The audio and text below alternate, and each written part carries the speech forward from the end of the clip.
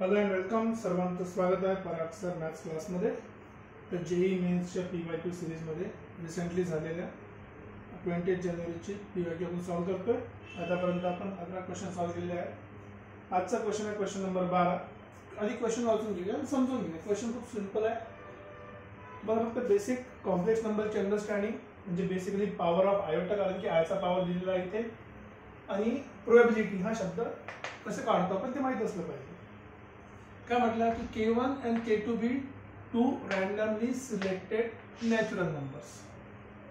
These are natural numbers. Natural number कुठून start होतात? 1 पासून स्टार्ट होतात. Natural number कुठून स्टार्ट होतात?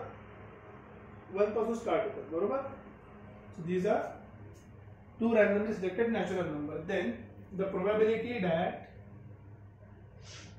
I to the power K1 plus I to the power K2 is non zero. Probability करायची आहे non झिरोची. So let's given केस बघूया आपण. गिवन केस काय की K1 आणि K2 जे आहे ते काय belongs to natural number. Natural number सगळ्यांना माहिती आहे, जे नेचरमध्ये दिसतात. नेचरमध्ये काय दिसते? 1 2 3 4 अँड सो ऑन, बरोबर? हे नॅचरल नंबर्स आहेत, राईट?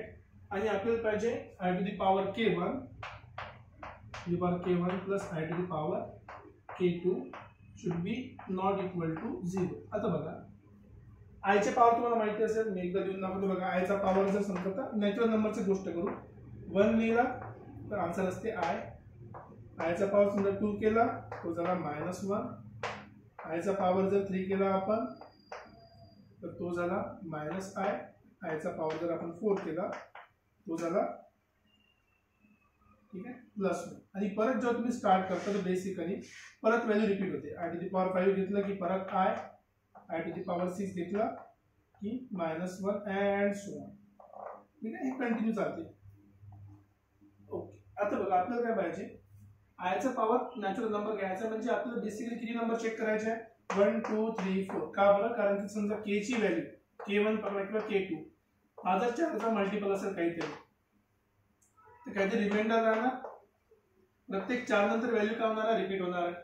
4 नंतर रिपीट होणार आहे म्हणजे जे रिमाइंडर आहे ते रिमाइंडर काय डिसाइड करते? I चा कुठला पॉवर आहे. I ची व्हॅल्यू जी काही पॉवर असेल ते डिसाइड करते. सेम लॉजिक मध्ये समजा K2 आपण घेतला, याचा पण काहीतरी समजा 4 चा मल्टिपल असेल आणि ते पण काहीतरी रिमाइंडर राहणार. रिमाइंडर 1 आणि रिमाइंडर 2. याचा पण रिमाइंडर काय डिसाइड करणार की I च्या पॉवरची व्हॅल्यू किती असणार आहे. राईट? मग आता दोघांची ऍडिशन किती व्हायला पाहिजे? 0 व्हायला पाहिजे. आता याच्यावर चेक करा तुम्ही. तर आपण बघू की काय काय पॉसिबिलिटी आहे. 4 नंतर व्हॅल्यू रिपीट होते म्हणजे बेसिकली आपल्याकडे किती व्हॅल्यूज पॉसिबल आहे? K1 ची व्हॅल्यू काय असणार आहे पॉसिबल? 1 2 3 आणि 4 आणि K2 च्या पण किती पॉसिबल व्हॅल्यू असणार आहे? 1 2 3 आणि 4. कारण की याच्या नंतर जे काय व्हॅल्यू असणार आहे ते काय होणार आहे? रिपीट होणार आहे. आता मी K1 K2 ची व्हॅल्यू गोष्ट केली, त्याचं तुम्ही रिमाइंडरची गोष्ट करणार. रिमाइंडर म्हणजे डिवाइड केल्यानंतर किती राहणार आहे? रिमाइंडर डिवाइड केल्यानंतर 4 ने डिवाइड करा, किती बाकी राहिला? 1 राहिला रिमाइंडर, 2 रिमाइंडर राहिला, 3 राहिला. 4 ने 4 ला डिवाइड केलं, बाकी किती आहे? 0 बाकी आहे. सो हे जे रिमाइंडर्स आहेत ते डिसाइड करतात की आपली व्हॅल्यू किती राहू शकतात. तर आपल्याकडे किती रिमाइंडर आहे? 4 रिमाइंडर आहे. सो टोटल किती पॉसिबिलिटी बनणार? कॉम्बिनेशन जर आपण केलं, परम्युटेशन जर आपण केलं, ठीक आहे, किती राहणार आहे रिमाइंडर? 4 ऑप्शन इथे आहे, 4 ऑप्शन इथे आहे. दोन्ही आपल्याला यूज करायचे आहे, first and second. So basically total possible arrangement किती होणार आहे? टोटल पॉसिबल अरेंजमेंट किती होणार आहे? 4 इथले आणि 4 इथले. So 4 × 4 equals to total 16 possibilities आहे. टोटल 16 पॉसिबिलिटीज आहे. आपल्याला आन्सर किती पाहिजे? आपल्याला आन्सर पाहिजे 0, राईट?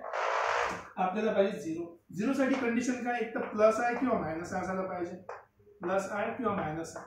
उलट जरी आपण याला केलं -I +I ते पण चालते. आता प्लस आहे किंवा पॉसिबल आहे जेव्हा 1 असेल पॉवर, मायनस आहे किंवा पॉसिबल असेल जेव्हा 3 असेल. इकडे सेम लॉजिक, इथे जेव्हा 3 असेल आणि इथे जेव्हा 1 असेल. ही पॉसिबिलिटी झाली. Second possibility +1 -1. सो +1 -1 किंवा -1 आणि +1. आता हे केव्हा पॉसिबिलिटी आहे? 1 केव्हा होतो? 1 साठी आन्सर आहे 4 आणि 2, 4 किंवा 2 होणार किंवा 2 आणि 4. याच्या व्यतिरिक्त काहीही रिमाइंडर पॉसिबल नाही. याच्या व्यतिरिक्त आपल्याकडे काहीही पॉसिबल नाही. So therefore for zeros total answer किती आला पाहिजे? For zero for